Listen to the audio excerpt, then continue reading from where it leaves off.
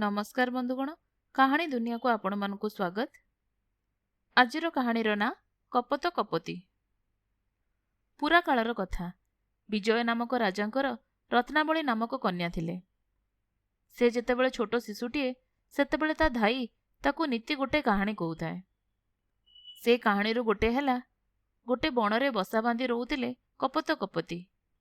सेमानकर केतोटी शाबक थिले। थरे बणरे निया लागिगला। पक्षी शाबक माने उड़ी शिखि नथिले। फलरे सेमाने पोड़ी मरीगले। कपती दुखरे भांगी पड़ी कहला, आउ बंची रही लाभ कौन? चल निया को डेई पड़ी प्राण हारिबा। कपत सेथिरे राजी होइगला। दुहे निया भितरकू डेई पड़िबाकू उद्यत हबा मुहूर्तरे कपतर मन बदलिगला। से कहला, प्राण हारी लाभ कौन? जी थिले हुए तो पुणी संतान लाभ करिबा। एहा कही से निया पाखरु दूरी गला। किंतु कपती ता कथा न शुणी नियारे झास देई मरीगला।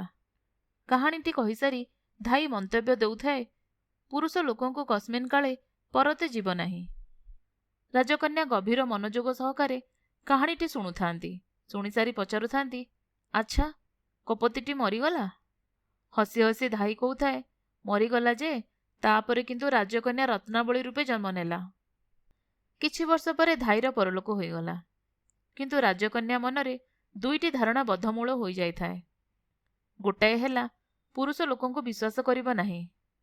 द्वितीयटी हैला, से पूर्वजन्मरे कपती थिले। से टिके बड़ हबा परे राजांकु कहिले, बापा मु उद्यान भितरे थिबा प्रसादरे रहिबी। मते केवल मो सखी माने जगिबे। कोनोसी पुरुष लोकर मुह मु चाहिबी नाही। राजा कहिले, झियो सिए की कथा? मु तो सकाशे बर खोजुची।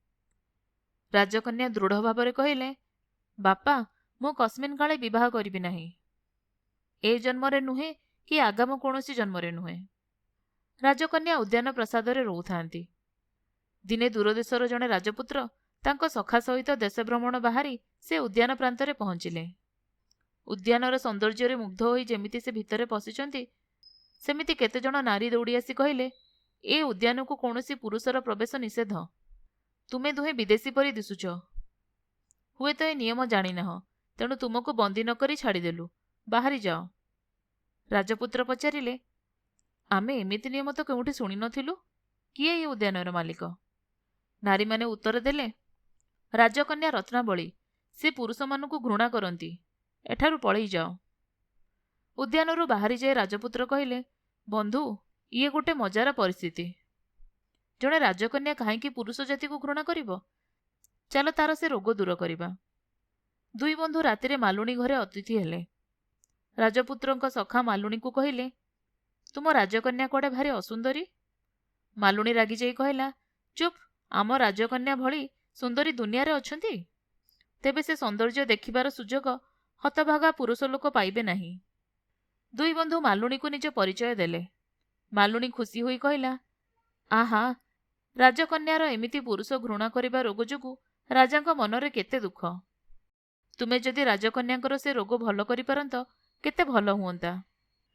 दुई बंधु मालुणी सह घनिष्ठ होई राजकुमारी को घृणार कारण धाई कहिथिबा से गप कथा शुणिले। मालुणी सह दुहिंकर अनेक गोपन परामर्श हेला। राजपुत्रंकर गोटे भल गुण थिला। से अनेक प्रकार जादुविद्या जानिथिले। गोटे पगड़ी भितरु केतोटी कपत, केतोटी पुष्पगुच्छ, फेणाए कदली एवं शेषकू गोटे ठेकुआ से बाहर करि पारुथिले। पुणी सेसबू पगड़ी भितरे भर्ती करी पगड़ी मुंडरे लगेई दउथिले। पर मुहूर्तरे तांको सखा पगड़ीर गोटे प्रांत टाणी दिबारु पगड़ी खोली जाउथिला। समस्ते देखुथिले ताहा खंडिए सफेद कना मात्र। सेसबू कपत एवं अन्यान्य द्रव्यर कौन हैला केही बुझी पारु नथिले। परदिन मालुणी राजकन्या पाखरे पहुंची कहला, ए सहर को जड़े जादूकर आसीची।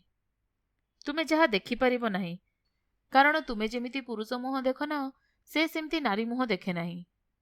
मालुणी जानिथिला जे जादू खेल देखिबा पई राजकन्या बहुत भल पाउथिले। राजकन्या राजांकु कहिले कि बगीचारे जादूखेल हेले से लुचि रही देखिबे।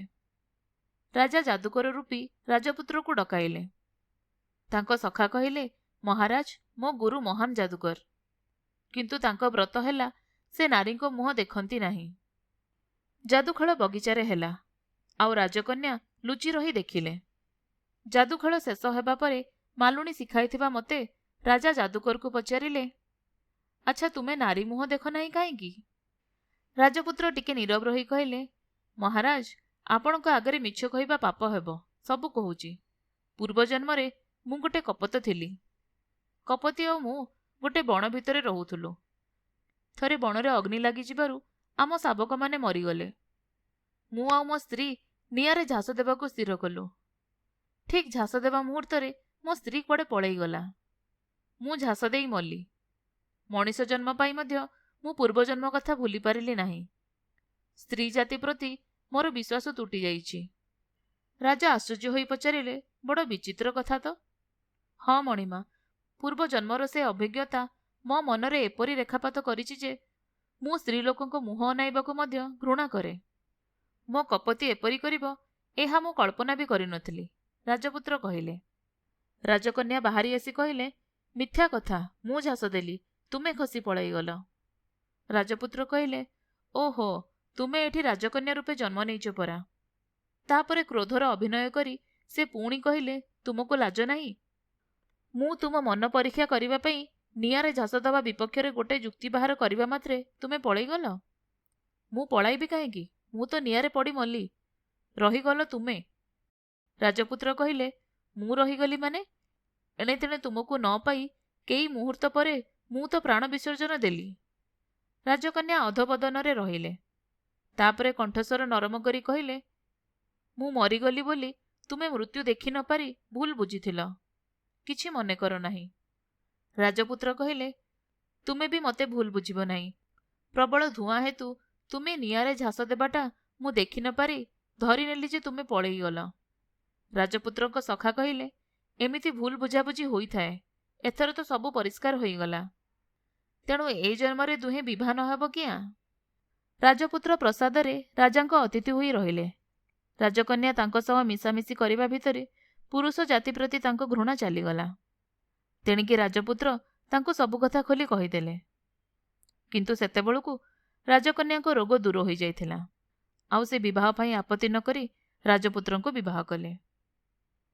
ଆପଣମାନେ ଶୁଣୁଥିଲେ ଜହ୍ନମାମୁଁର ଏକ ଗପ, କପୋତ କପୋତୀ।